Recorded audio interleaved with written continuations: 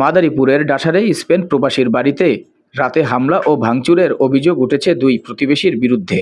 বুধবার রাতে উপজেলার গোপালপুর ইউনিয়নের পূর্ব পুয়ালী গ্রামে এই ঘটনা ঘটে।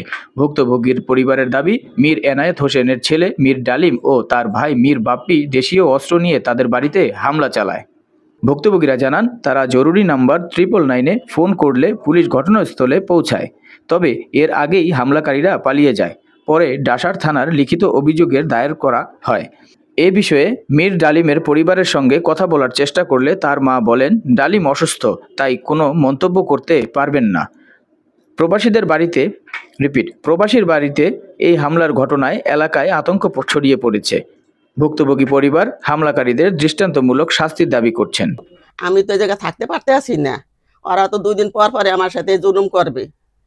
আমার এই পিড়াইতে আইসা আমি ভয়তে আমার 2টা নাচে চিল্লাইয়ে কাঁদছে, আমি ভয়তে দরজা আটকাই রাখছি। তারপর ওরা জালনা দরজা সব পিড়াইয়া তারপর ভেঙে ছুঁড়ে চলে গেছে।